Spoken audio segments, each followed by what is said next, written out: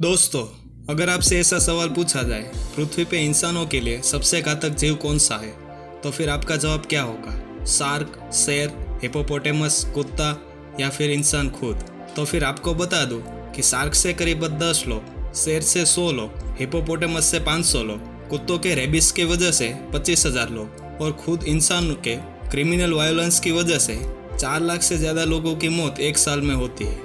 मगर ये सब प्राणी भी एक जीव के सामने इस नंबर में बौने साबित होते हैं, और वो है मच्छर। जी हाँ, बिल्कुल भी चौंकिए मत, क्योंकि पूरी दुनिया में से करीब एक साल में 8 से 10 लाख लोगों की मौत मच्छरों द्वारा फैलाने वाले रोगों से ही होती है, और पूरी दुनिया का सबसे घातक जीव इस मच्छर को ही माना जाता है। हेलो फ्रेंड्स, मैं हूँ प्रियकांत वगैसिया और आप देख रहे हैं फैक्ट्स फाइंडर्स। और इस वीडियो में हम ये जानने की कोशिश करेंगे कि क्या वास्तव में मच्छर उतने घातक है, क्या होगा अगर सभी मच्छरों का सफाया हो जाए, और क्या इनसे हमें एक अच्छी जिंदगी मिल जाएगी। ये सुनने में थोड़ा अजीब लगता है कि मच्छर ही इंसानों के लिए सबसे घातक जीव है, मगर हम ये जान ले कि दुनिया की सबसे घातक बीमारियां जिसने हमारी आबादी में से बड़ा हिस्सा घटाया है, जैसे कि मलेरिया, डेंगू, जिका virus, yellow fever, chikungunya, Japanese encephalitis आदि मच्छरों द्वारा ही फैलाई गई है। और केवल इंसान ही नहीं, पूरी दुनिया के कई सारे प्राणी इस घातक मच्छरों को झेल रहे हैं, और ऐसे घातक मच्छरों का एक दंश भी जानलेवा साबित हो सकता है। इसीलिए इन मच्छरों को दुनिया का सबसे घातक जीव माना जाता है।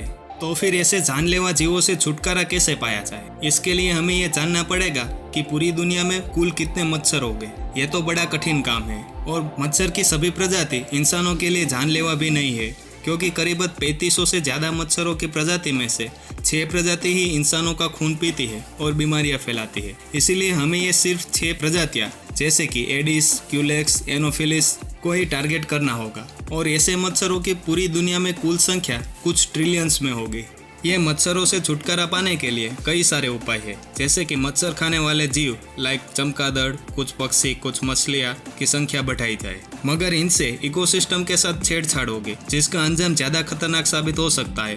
इसलिए शायद ये विचार सही नहीं है। पेस्टिसाइड, एरियल स्प्रे और इंसेक्टिसाइड को मच्छरों के ब्रीडिंग ग्राउंड पर स्प्रे करना एक अच्छा सुझाव है, लेकिन पूरी दुनिया में से मच्छरों को खत्म करने के लिए यह तरीका शायद इतना कारगर नहीं होगा। इन सब के अलावा एक विचार यह भी है कि हमें मच्छरों के जेनेटिक्स में बदलाव करना चाहिए। हमें मेल मच्छरों के जीन्स में बदलाव करके ऐसा बनाना चाहिए जिससे उसकी आने वाली पीढ़ी स्टेराइल हो जाए। इनमें कुछ दशकों का समय लग सकता है, मगर इसका असर निश्चित तौर पर होगा। इसमें हमें जिस प्रजाति को नष्ट करना होगा उसे निशाना बना सकेंगे, और ऐसे प्रयोग आज के दिन हो भी रहे हैं।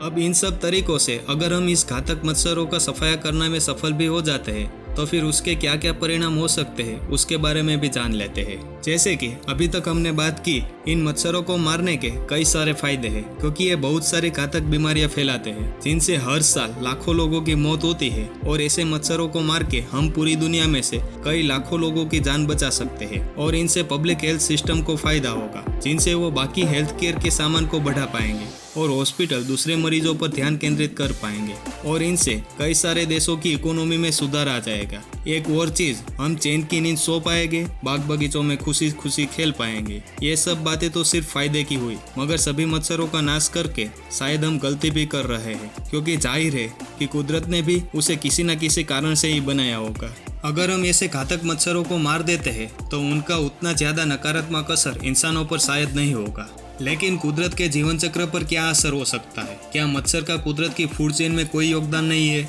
जरूर है। मच्छर कुछ पक्षी, चमगादड़ और मेंढक का खुराक होते हैं, मगर सिर्फ मच्छर ही उनका इकलौता खुराक नहीं होता। इसलिए शायद फूड चेन में मच्छर का स्थान दूसरा जीव ले लेगा और ज़्यादा प्रभाव नहीं होगा। इसके अलावा मच्छर बहुत सारे पौधों का पोलिनेशन करने के लिए मददरूप होते हैं, मगर यह कोई मच्छरों को जिंदा रखने के लिए जस्टिफाइबल कारण नहीं है, क्योंकि मच्छरों से ज़्यादा परागनयन दूसरे कीटक जैसे कि मधुमक्खी, तितलियां आदि करते हैं। एक तर्क यह भी है कि मच्छर के लार्वा गंदे पानी में से माइक्रोब्स खा के उसे साफ करते हैं, मगर यह काम तो काफ़ी अन्य प्राणी भी करते हैं। और इन सब के अलावा कुछ ऐसी थियरी भी है कि मच्छर अमेज़न के रेन फॉरेस्ट को बचाने के लिए जरूरी है, क्योंकि जब लोग उस जंगल की लकड़ियां काटते हैं तब इस मच्छर से परेशान होकर पूरा काम नहीं कर पाते, और इनसे जंगल बचा रहता है, और ये शायद एक जायज कारण भी है। और एक अलग ही तौर पर बात करें तो इंसानों की बस्ती हद से ज़्यादा बढ़ रही है, और ये मच्छर शायद कुदरत को इंसानी बस्ती पे नियंत्रण पाने के लिए मदद कर रहे हैं। तो फिर दोस्तों, कैसी लगी ये वीडियो? इसे लाइक करें और इस वीडियो का कौन सा पार्ट आपको पसंद आया उसे कमेंट करें और अपने दोस्तों के साथ शेयर करें। और अगर आप इस चैनल पर नए हैं तो सब्सक्राइब करें। Have a good day.